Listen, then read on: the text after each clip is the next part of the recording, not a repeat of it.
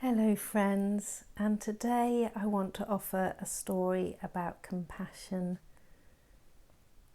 as a way to help you connect more deeply with compassion in your own life, both for yourself and for others.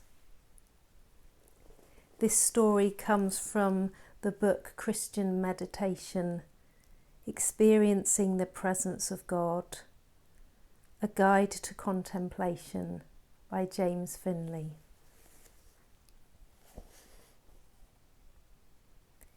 Imagine that you have a dream in which you are climbing a high mountain. You know that the valley below is the place where you grew up and in which you experienced painful things and made all sorts of mistakes.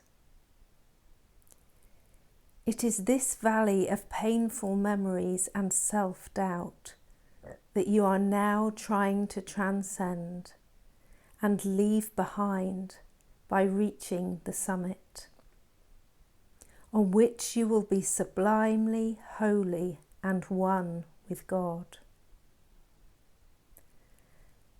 Suddenly the summit comes into view.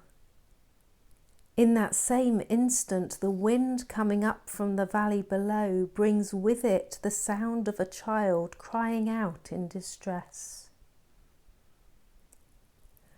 Just as suddenly, you realize that there is no real choice but to renounce the hard-fought-for goal of the almost attained summit, to go back down the mountain to find and help the hurting child.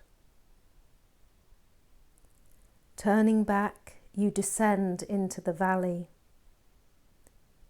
Following the child's cries as your guide, you are amazed to discover that you have been led, just as you knew you would be, to the home you tried to leave behind in setting out to make your ascent into holiness. Standing at the doorway of your own home, sensing the ungraspable and momentous nature of the moment, you gently open the door and look inside. Sitting there in the corner on the floor is your own wounded child self. That part of you that holds the feelings of powerlessness and shame you tried so hard to leave behind. Respectfully approaching this hurting soul, you sit down next to the child on the floor. Perhaps for a long time you say nothing. You simply sit there, grateful that you finally had the common sense to come back to the preciousness of your own wounded child self. Then a most amazing thing happens. Just as you're putting your arms around this child, you suddenly realize you're on the lofty summit of union with God. Suddenly you realize that in going forth to identify with the preciousness of yourself in your brokenness, the lofty summit of oneness with God, one with you, as precious in your frailty, is realized. Here is yet another way of expressing the transformative power of compassion. As we yield to compassion, we are caught up in the updraft of grace that carries us aloft. Then, in one single continuous movement of love, compassion draws us downward into the preciousness of all that is lost and broken within ourselves.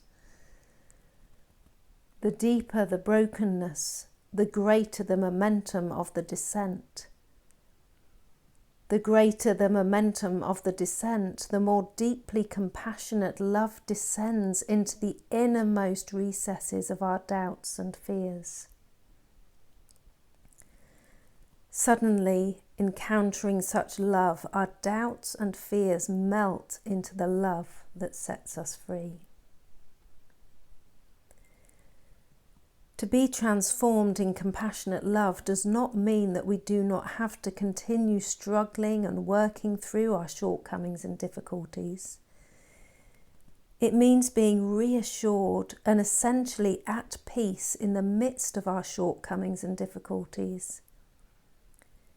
For we've been graced to experience the Christ event, in which love identifies with the deep down preciousness of ourselves in all our wayward ways.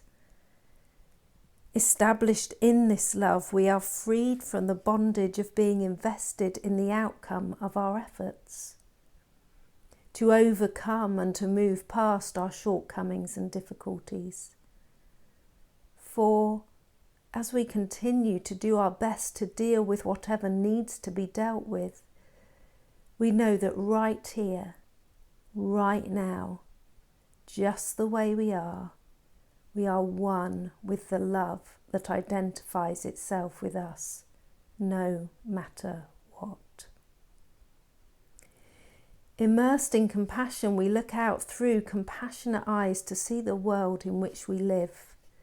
Here, the dream in which we return to our wounded child self takes on a new social dimension. In this expanded version of the dream, you follow the child's cries to the home in which you grew up. You go inside to compassionately embrace the preciousness of the hurting child that still suffers within. Then a most amazing thing happens. Just as you're putting your arms around the child, it turns into your mother. It turns into your father, your brother, your sister. It turns into that person at work who keeps giving you a hard time. It turns into every nameless face you have passed in the street. It turns into the world that God so loved as to send his only begotten Son. God loves and is one with the communal preciousness of all that is lost and broken in everyone who lives. So too, you begin to realise that you're falling in love with each and every person in the world. As you go on in this love for others, you fail in it again and again.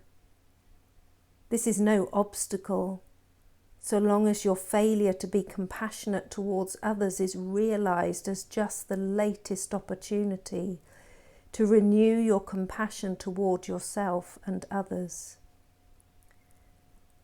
What matters is that you have come to see a certain look of pain in the world's eyes. You know that look well, for that look has been in your own eyes as well.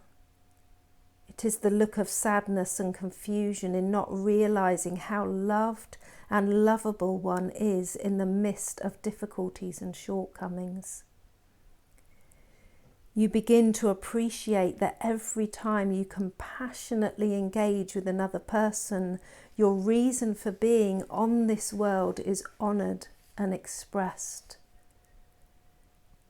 For the world is the arena in which suffering continues to arise in the absence of love, and happiness continues to arise in the presence of love.